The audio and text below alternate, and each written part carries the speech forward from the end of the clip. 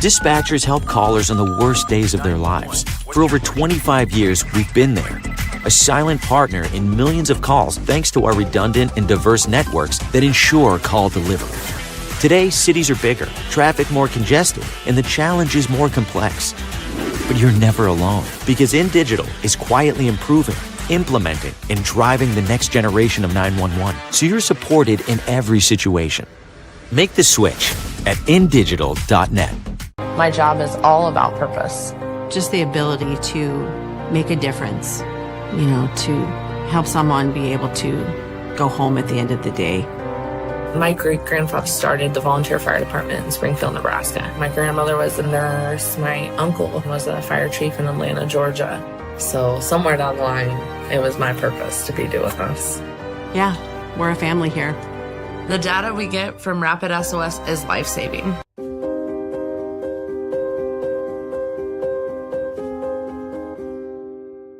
Have you ever met a 911 professional and asked, what's the worst call you've ever taken? Well, here's your answer. I heard your last breath the night you flipped your four-wheeler. I tried to call you the day you committed suicide by driving your car into a tree. Blue face, cold to the touch. I helped you with CPR after you found your infant face down, not breathing. It messed me up. I did everything I could, but it wasn't enough. You were with me from the beginning, Grandma.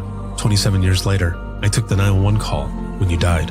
How fitting to be there for me in the beginning, and I was there for you in the end. I miss you, Grandma. I am 911. This is but a glimpse into the world of emergency dispatch. But what is it really like to answer a call during someone's nightmare? What is the impact of the first responder answering the call? Available on Amazon or where you purchase your favorite books and ebooks. Imagine listening. Your worst day is our everyday.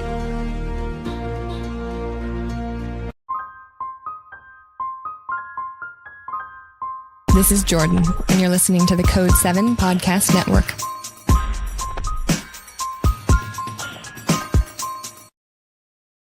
Warning. This episode contains the 3 A's of podcasting: adult content, adult language, and awesomeness. You've been warned.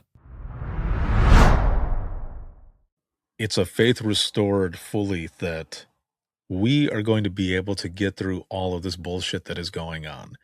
Short staffing, any of that you can think of, because we are the ones who are going to get ourselves out of it.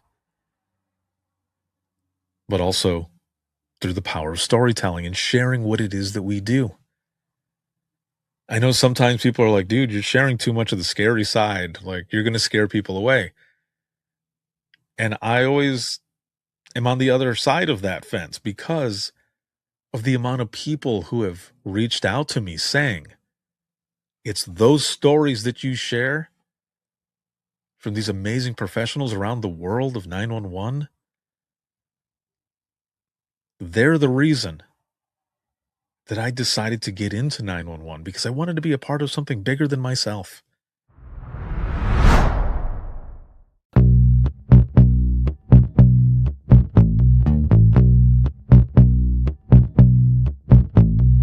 Welcome to Within the Trenches, true stories from the 911 dispatchers who live them.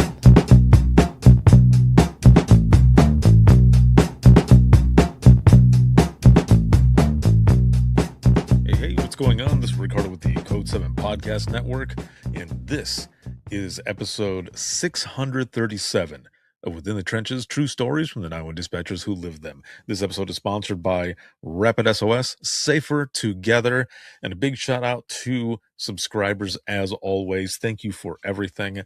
I wouldn't be able to do everything that I do if it wasn't for all of you. So thank you so much, but also all of you who are here listening, supporting, sharing, just all of it. Thank you very, very much. And I do want to give a quick shout out and a big just thank you to InDigital. Now, these episodes are a little out of order. The episode that's going to be coming up next week is an episode that I recorded a while back. So it still shows InDigital on there as a sponsor. So this is the first episode, the episode you're listening to right now. That is the first one, 2026, where InDigital is not a sponsor. But next week you'll hear that they are, but that'll be the last one, unless they contact me to be a sponsor again, which would be awesome. But for all of this time, they have supported the podcast. Big fans of the podcast. I mean, at one time I worked for them for almost 10 years. And it was awesome. They found me through the podcast and plucked me out of dispatch, as a lot of you know. And it's always been awesome. I'm a big supporter of them and what they do, just like they're a supporter of myself and what I do. And back in 2020, they gave me the opportunity to go out on my own, which I will say that because this was prime pandemic time, um, when they pulled me into the office and they said, "Hey, we would like to give you the opportunity to go on your own. We feel like we're holding you back." I immediately said, "Are you guys firing me?" Because, I mean, that was the first thought. Like, "Are you firing me?" And they said, "No, no, no, no, God, no. No, far from it.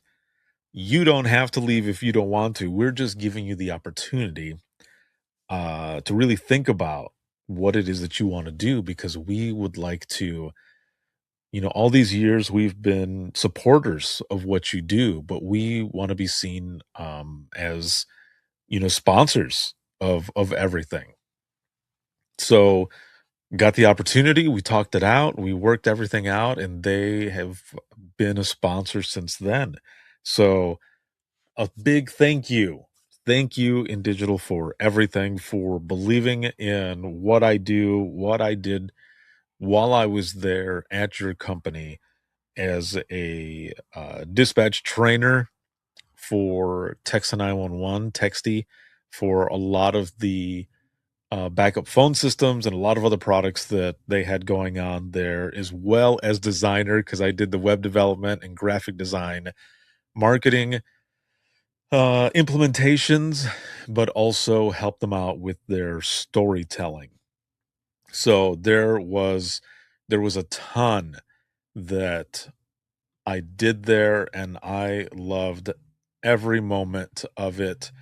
And I want to say thank you. Thank you for everything and your continued support. I appreciate it more than you know. So, with that said, this past week, I I was out at a dispatch center and I just had so much fun. And as you can hear, I'm typing something. I was typing something as we're going through this. I'm recording this episode, but I had to type something. I had to send a message. Um, Obviously, I am out of practice with my. I could have done it. Um, Being in dispatch and everything, and going back and forth and stuff. But um, so, as you all know, I was working on I've been working on this special project that's going to be coming out here pretty soon. But I needed to get some extra stuff, do some extra things. And this past week, I got the opportunity to go out and see some friends. I went out to Calhoun County Consolidated Dispatch Authority, or Calhoun County 911, in Michigan. And I got a hold of some friends of mine, the director and deputy director, which is Michael and Robert, and who I lovingly call Robert. Why? Because if you've ever watched Robin Hood, like the Disney version of Robin Hood, there's a scene there where Little John is trying to get a hold of Robin. And at the time, I think he is just daydreaming of Maid Marian. And Little John is saying, Hey, Robin, Robert. And I don't know why it's always made me laugh. So we, so Robert, who works there, I just start. I don't know why, and maybe he's gonna hear this and is like, "Oh, I'm just learning this for the first time." But I called him Robert when I was out there at the center and stuff, and it was funny. And some of the folks that work there, one specifically, I've mentioned it to her, and I've said, just mentioning it that way, Robert. So I reached out to them to see if I could go there, do some B-roll footage, and do a highlight of their center. I've got several that I have put out there that a lot of you have seen on social media, whether it be Facebook, Instagram, TikTok, and I will record interviews with some of the dispatchers or even the director, deputy director, whichever.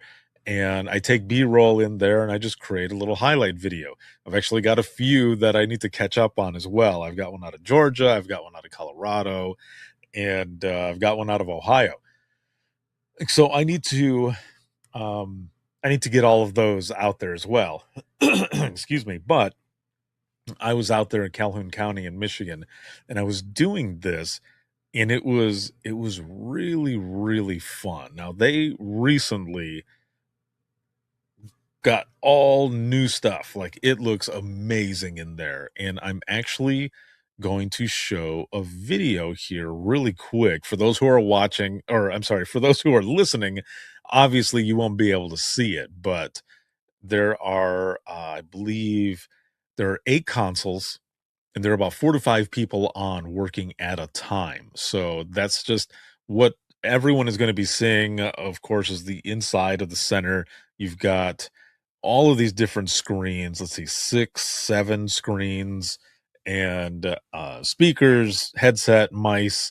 All of these different. And I'm talking about a mouse, not like a rodent,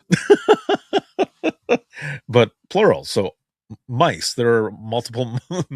There are mice that are on the console as well. So I wanna play this here really quick, just so that you can see what it looks like. And I know a lot of folks, they like to see this as well, and just to get a feel of what it looks like. So I'll put this on the screen here really quick, and here we go.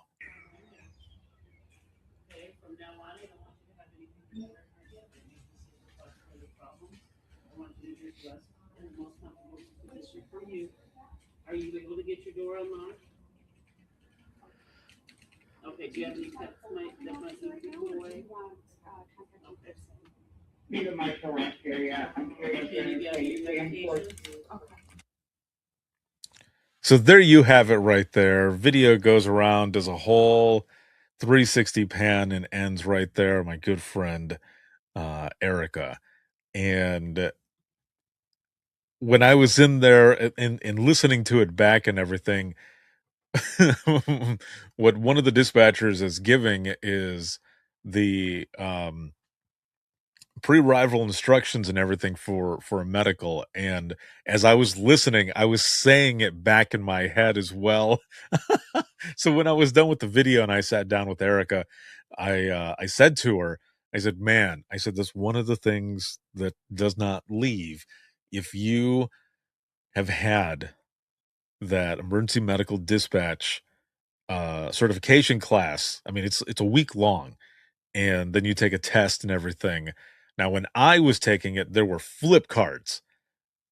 Every center still has their flip cards if you do medicals and if you use that protocol through the IAD, um, you have the cards. And I say that because a lot of dispatch centers have the digital one, the electronic, like that's on your computers and stuff. The program itself is on there.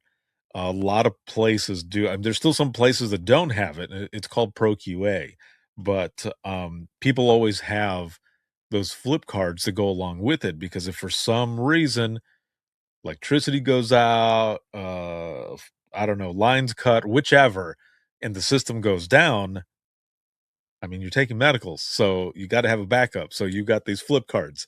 It's just like I remember back when I was training folks, they would say, so what happens? What happens if the power goes down or our programs go down or whatever? Like, where do we type that? What do we do? And I would get my scrap paper and my pen and hold it up and say, we go back to basics. We go back to the way it was in the beginning before everything was on a program or something. That's how you would do it. You would write down what was going on, you would write down the times, and then when the system came back up, you would put all that information in. Was that a pain in the ass? Yes. But that's what you had to do. You had to do it. And you still have to do it in places. So, um, so it had those cards there and stuff, but every time someone did a medical, um, those last instructions right before you hang up and help is getting there and all that good stuff, that stuff stays with you. So I'm saying this to Erica and everything, and she goes, it's ingrained in your memory, isn't it? I said, yes. I was saying all of it in my head, and it was pretty funny. But one of the things I want to mention as well is, when I went in,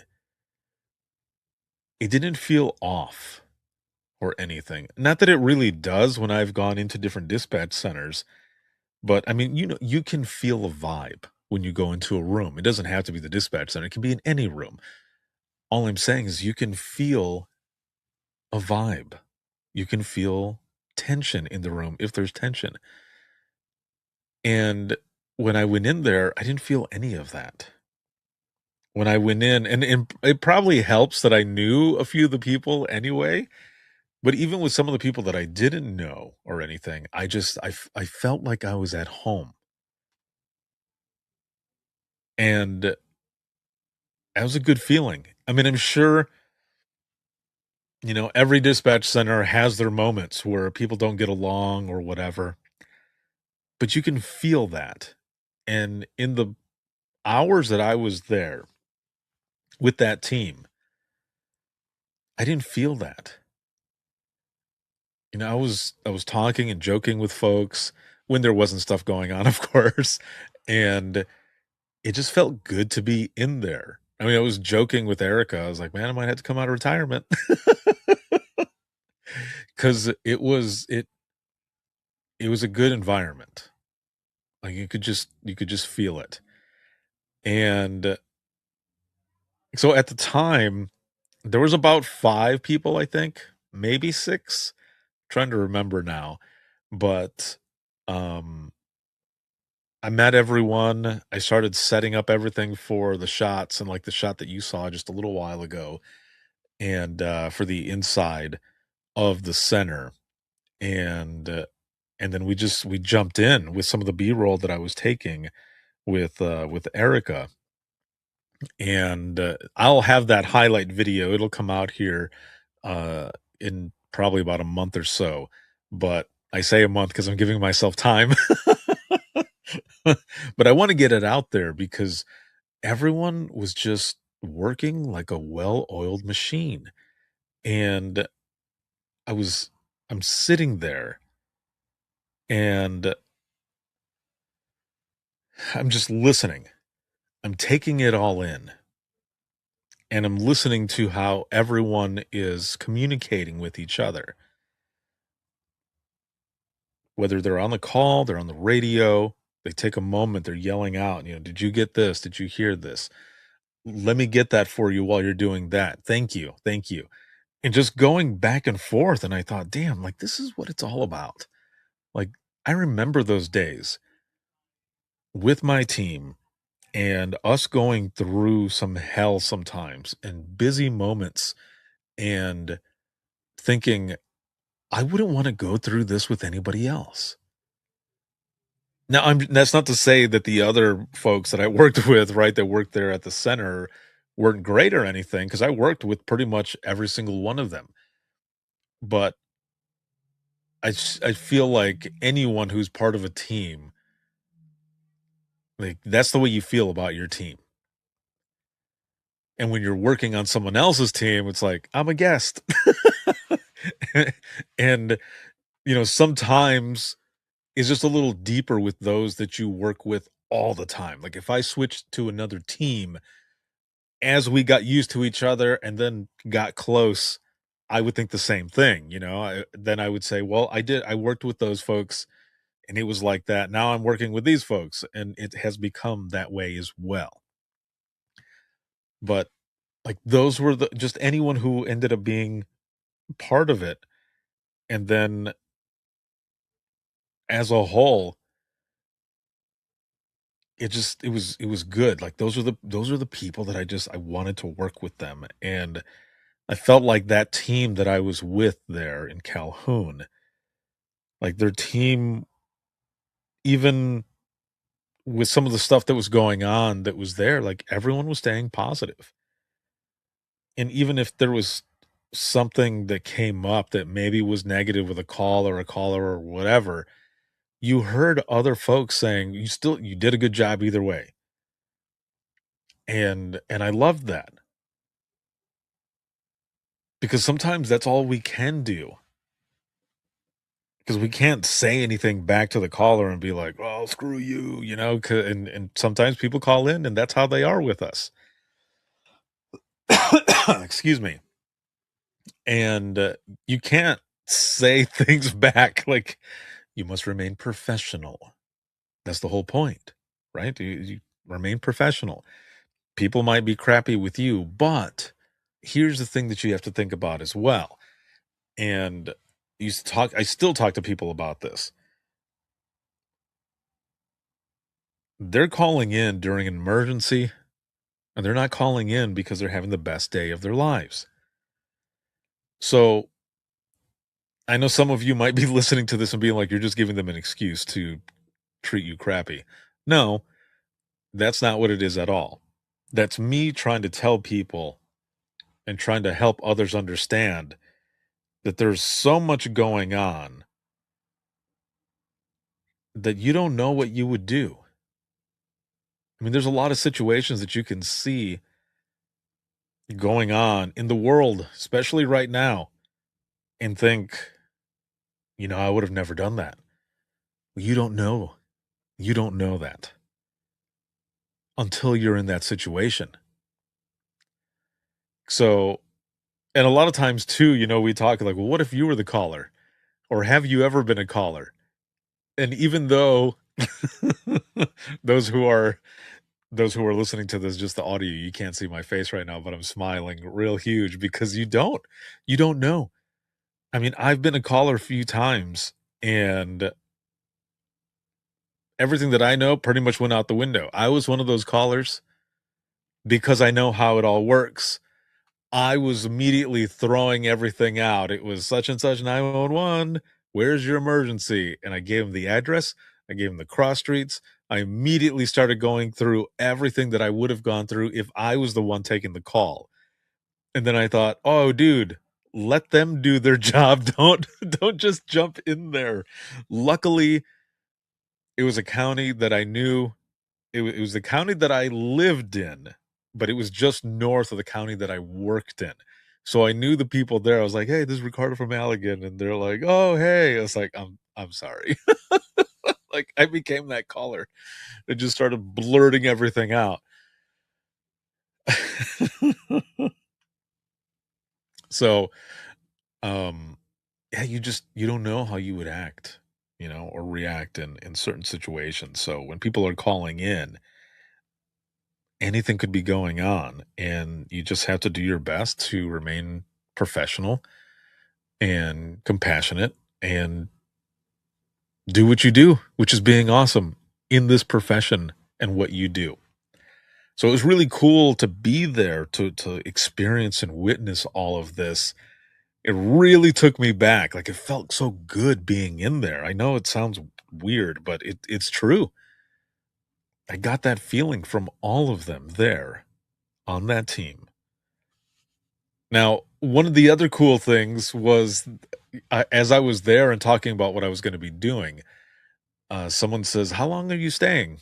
And I said, "I mean, for a bit until I can get through these, and you guys seem like you're kind of busy, so we'll see what happens." And my friend Erica goes, "This isn't even busy." And I said, "Are you serious?" Because at my center in Allegan, our minimum was 3 and our max was 4 over the weekends. Now, if we had like crazy weather going on or something, we would have 5. We would call somebody in so that we at least had 5 people there. And even with that, sometimes it wasn't enough. There would be other people that would show up and they would, I don't sit in like the supervisor's office and start taking calls in there, or that's how it was. So I said, "Well, this was busy for us." And she goes, "Yeah, this isn't really that busy. I mean, it's getting there, but it's not like hopping." And I was like, "Oh, geez, well, let's see what hopping is like." But the reason I was asked was because it was Christy's birthday, one of the other dispatchers there. So, Christy, happy belated birthday. Even though I said happy birthday while we were there. But yeah, happy belated birthday. It was cool. And they were grilling hot dogs and people had brought in sides and everything else. So they were asking if I was staying so I could eat with all of them and stuff. And I was like, "Oh, snap. Yeah, I'll take a dog. I'll take a hot dog." Sure. So, but that was the other thing that was really cool, is that one of their own, and I'm sure a lot of places do this, and I'm sure that there are some places that don't. But this was a good example of what I've talked about in the past is good culture.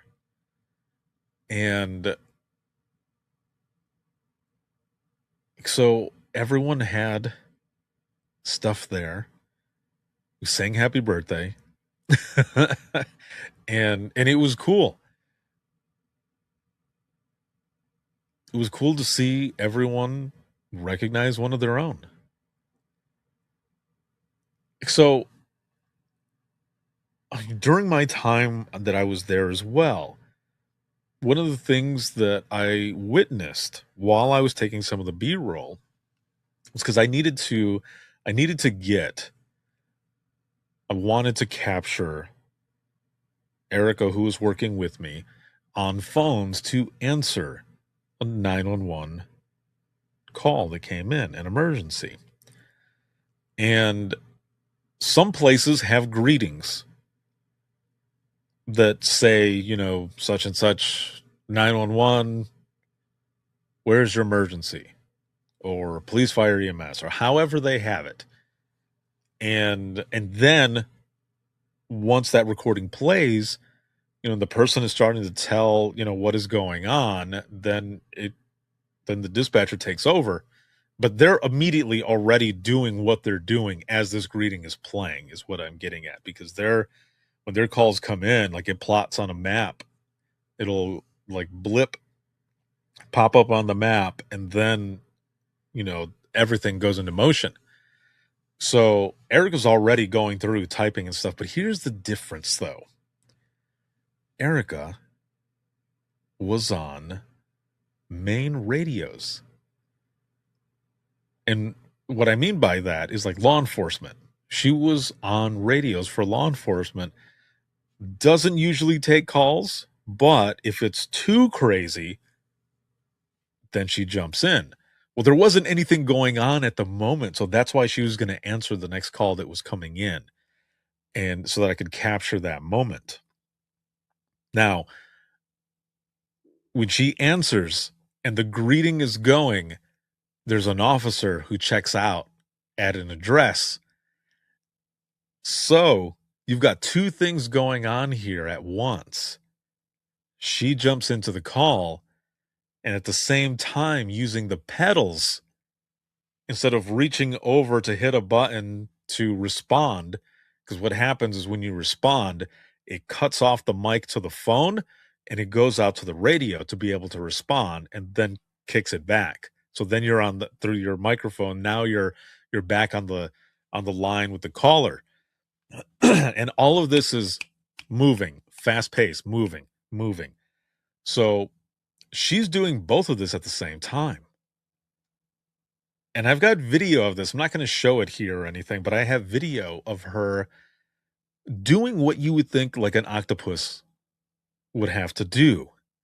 Just moving, going all over the place doing this, typing, but also using your feet at the same time to key up, to talk to the officers or reaching for something or whatever. So she is just kicking ass at this moment. I'm just sitting there watching in awe. But also all I could think was, I am out of practice myself, but I know that I could do this. It would take me a little bit to get my shit together and back into timing, like dispatch timing. Because I could want to as much as possible, even if I knew how to run the entire system, which I kind of do because they're all kind of the same. I would have to take some time, a little bit of time to practice and get into the swing of things. But I was just watching and I was so damn proud. I was like, man, you are awesome. And there's a couple videos that I have where it is loud in there. Things are just going down. Everyone is working together again, like a well-oiled machine. And I sat back and I just took it in. And in one of the videos, I stand up and I'm taking video of Erica, and then I kind of zoom out, pull back on the camera, and then just kind of do a 360 pan around with everything that is going on. And this might sound cheesy, but I felt blessed and honored to be there with them. Granted, I wasn't taking any of those calls, obviously. And some of them I did throw a headset on to listen in, but I felt like I was part of it with them. And excuse me. I want to say thank you to all of you just for letting me be in there and come in and stuff. And they were kicking ass and taking names. It was great. Now, there is something that I want to play here really quick. This was something that took me back and actually kind of took my breath away a little bit because I remembered these moments. And so I want to play this really quick here. So one of the shots that I was taking after I played it back for myself, I heard something. And I want to put this on the screen here really quick. It's just a few seconds long, but you'll be able to hear what I'm talking about. So here it is. 1, 2, 3, 4. 1, 6, 13, 13, 4. 1, 2, 3. Somebody's there. 4. 1, 2, 3, 1365. So right there, again, it's just 11 seconds worth of video and audio that was playing. One of the dispatchers was taking a call. It was a CPR call. They're counting. This is during rounds of compressions and such. So they're counting going through. And it took me back. I mean, when you're taking those calls, when you're giving CPR instructions, those are some scary moments. And you just hope that that person is going to be okay.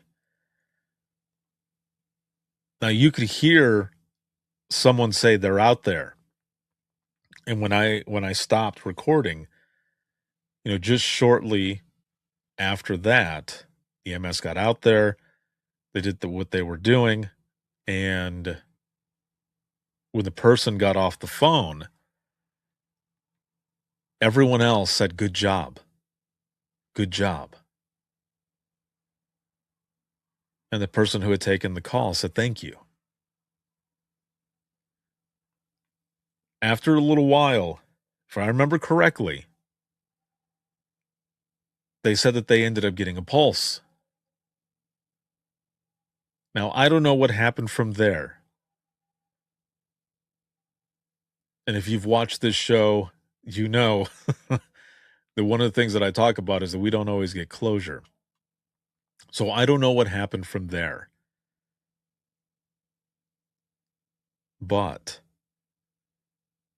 from everything that was going on and just people telling the person, good job,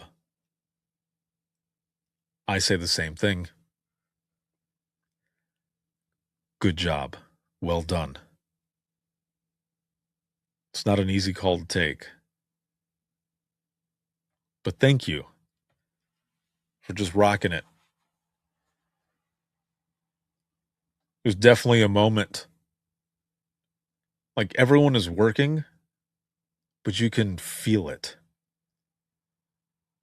That everyone else in that moment is hoping too for a good outcome. But also being there for the person who had just taken that call. And when they hung up, and everyone immediately said good job to the person who had taken that call, that was another moment where I thought, damn, that's a good team. That's a great team.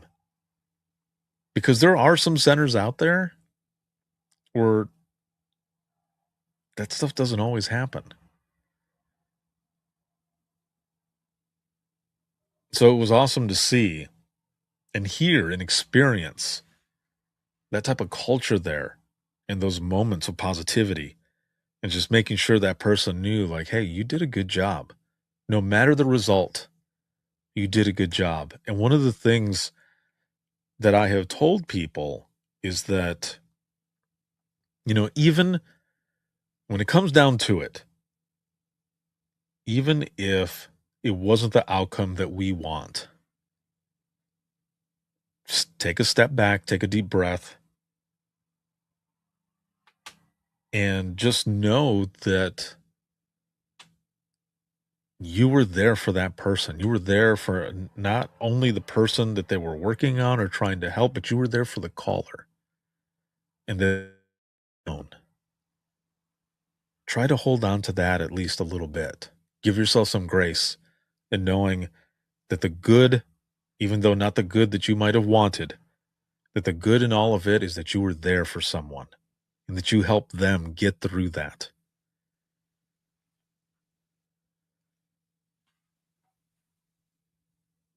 That's what good culture is about. And I experienced it there. Now, as we go into the wrap up of this episode, I want to share a story, and I might mess it up. So, to Robert, to my friend Robert, I apologize. But I will say this. We are working on having him come on the podcast to share this story in its entirety. So I'm just sharing some of the points, main points and everything, but it'll mean that much more when he tells it because I was just sitting there listening. And it's a powerful story.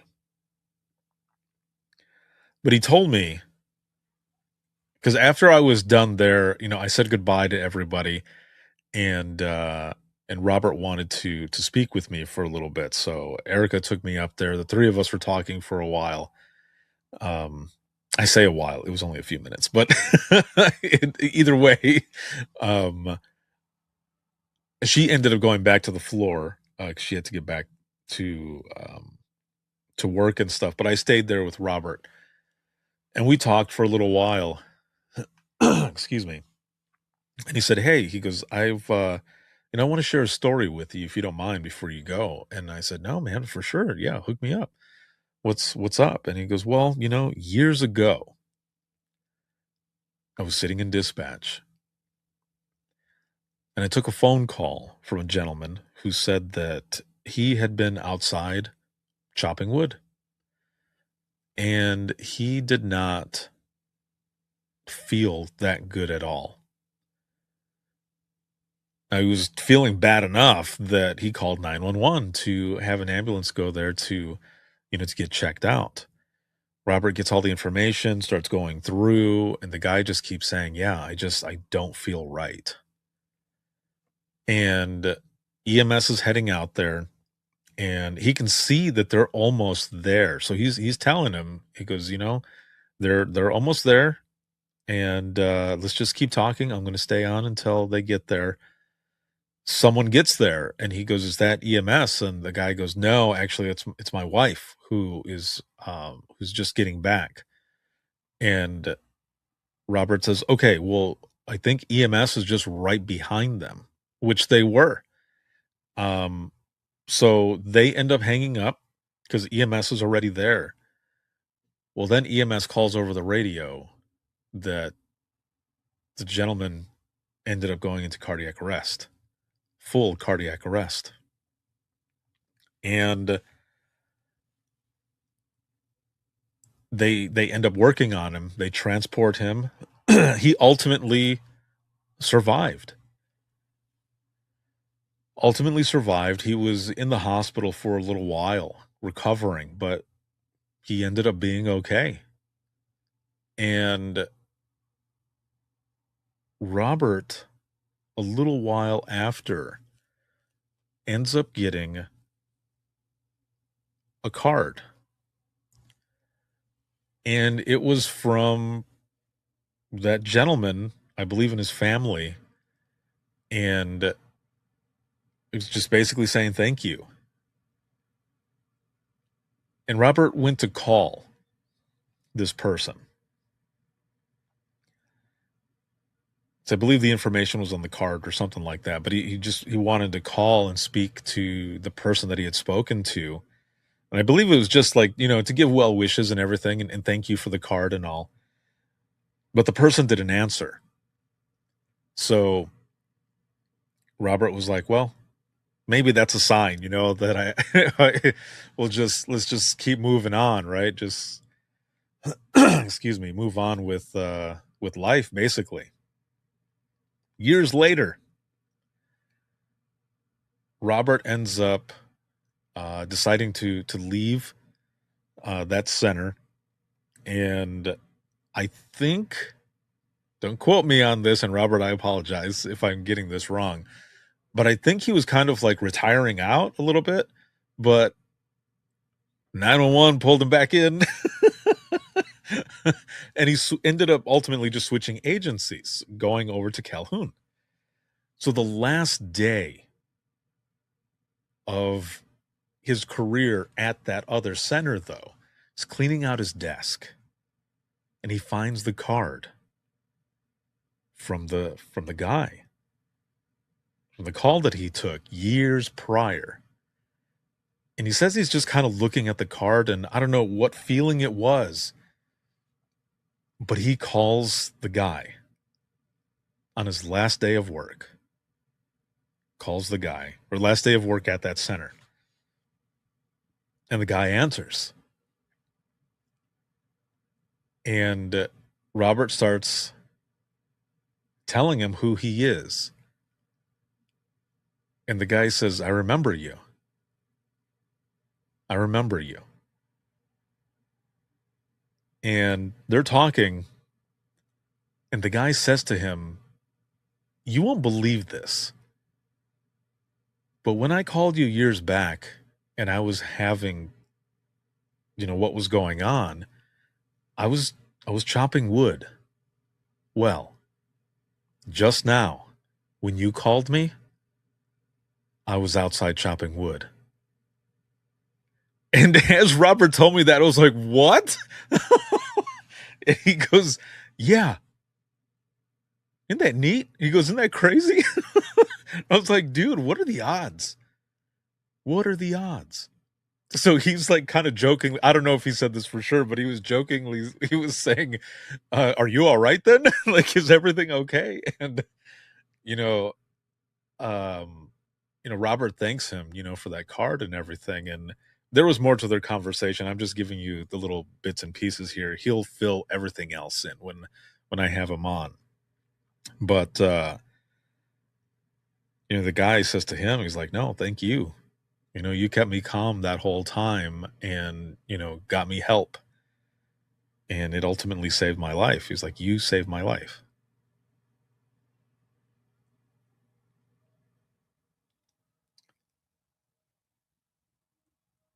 It's an amazing story.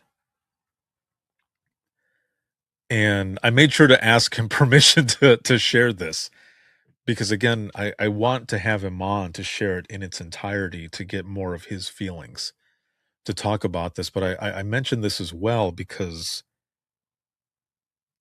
there are a lot of people out there in this profession who sometimes feel like, am I doing what I'm supposed to be doing? Am I in the right place? Am I impacting the people that I speak to? Is it all worth it? And that story right there is proof of everything. All of it is worth it.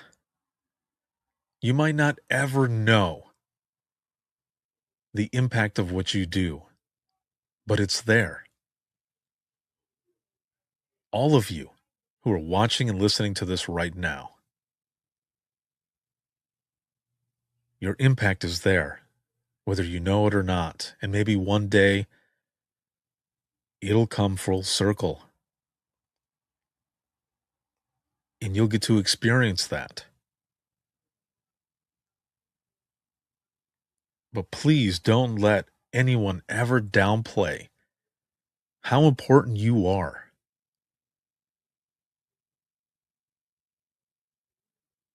And if you don't know how important you are, I'm telling you right now, you are damn important to all of public safety because everything starts with you. Every emergency is a call that comes into you, or a text that comes into you, or a video that comes into you. You are the person.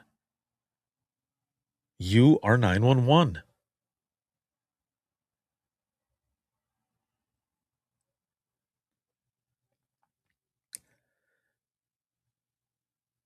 For a long time, it seemed like we were we're just here, but damn it, it's a new day. And it has been for years. 2016 on, there's been way more recognition. There's been way more resources. People see you and know what you do and how important it is. So I hope you see that. And I hope listening to this, you just realize how awesome you are. And if you ever need anything, reach out to your people. Reach out to others. If you haven't heard from someone in a while, reach out to them. Because the way we get through this is together. And what I will say is that what I experienced in the ECC, in that center, in Calhoun County, that right there is what it's all about. I would go back to work there. Those people were awesome. And there's actually a lot of centers that I would go back. I would go out of retirement, come out of retirement rather for. But all I'm saying is that being with them for the hours that I was there, you know how you see videos or you see memes or whatever online or on social media and it says faith in humanity restored? That's basically what I'm getting at with the folks that I saw there and what I experienced. It's a faith restored fully that we are going to be able to get through all of this bullshit that is going on. Short staffing, any of that you can think of, because we are the ones who are going to get ourselves out of it. But also, through the power of storytelling and sharing what it is that we do. I know sometimes people are like, dude, you're sharing too much of the scary side. Like, you're going to scare people away. And I always am on the other side of that fence because of the amount of people who have reached out to me saying, it's those stories that you share from these amazing professionals around the world of 911. They're the reason that I decided to get into 911 because I wanted to be a part of something bigger than myself. That's what I wanted to do. So, in closing, Calhoun County, thank you very much for allowing me to come in, trusting me to be in there, but also to share your stories. And I can't wait to share more of your stories and put that highlight video out there and everything. But especially the other parts of the videos that I took that are part of a special project that I am linked to out of New York City. More on that to come. But again, thank you, Calhoun. Thank you, Erica. Thank you, Rob, Michael, all of you. Thank you so, so much for allowing me to be out there and capture stories and B-roll and everything. It was so much fun. And for the team that I was there with, keep kicking ass and taking names. You are the folks that I would love to work with, that I would love other people to experience. It was just so much fun being in there with you guys. So thank you for an amazing experience. For everyone watching and listening, if you have any comments or questions, you can simply email me. And also, if you ever want to be a guest on this show, whether you are new to dispatch, seasoned, or you are retired, I would love to have you on to share your story. I've been doing this for over a decade, sharing powerful dispatch stories from those within the trenches of 911 from all over the world. It's what I do. I love it. It's my passion, and I just feel blessed and honored to be able to do it. So thank you. So if you want to be on, you can simply go to links.co/IM911, and that is links with 2 .co/IM911. You'll find everything there, my email, social media, where to follow, where to hear the latest episodes of the Within the Trenches podcast, as well as the Imagine Listening podcast. And I am closing up weeks of back-to-back travel. So I am going to get the rest of those Imagine Listening episodes out there. So thank you for your patience. I apologize. Also, part of that link that I sent to you, that I have said out loud is what I mean. You can also find the link to the free Trenches community with over 200 hours of continuing education that's on there, 45 rounds worth of the Dispatchers Roundtable and discussions, public safety showcases going on out there. And we've got the next one coming up here either this month or most likely next month in February. So we'll kick those off again for the new year. And then if you're looking for any podcast apparel, dispatch apparel, any of that, again, links with 2 .co/IM911, and you will find it all there. Big shout out to InDigital once again for being a sponsor after all these years. And if you ever want to come back, you let me know. And then, of course, for our current sponsor, Rapid SOS, thank you very, very much. That is Rapid SOS, safer together. And of course, all of you subscribers and just everyone, thank you for everything. This can be seen on Facebook, YouTube, as well as X and LinkedIn Live. There's also clips on Instagram Reels, TikTok, Facebook Reels, and YouTube. You'll find them all over the place. And then you can listen 24/7 on Apple Podcasts, iHeartRadio, Spotify, your favorite podcasting app, and withinthetrenches.net. Have a good one, everyone, and we will see you all in the next one.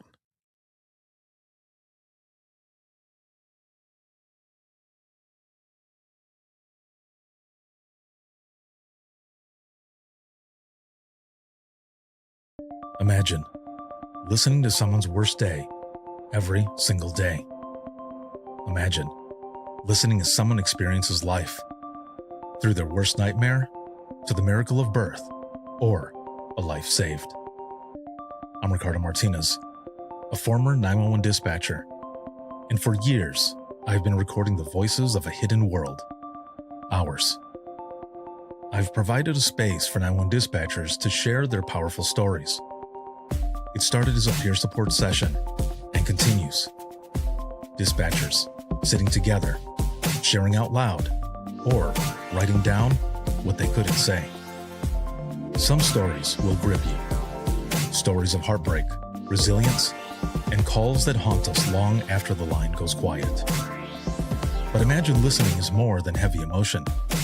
It's about healing. It's about laughing through the chaos, lifting each other up, and reminding the world that dispatchers are human too. The lighthearted will balance the heavy. Experience the power of storytelling, a podcast for the thin gold line and those who want to understand it. This is Imagine Listening. Your worst day is our everyday. Subscribe now wherever you listen to your favorite podcasts.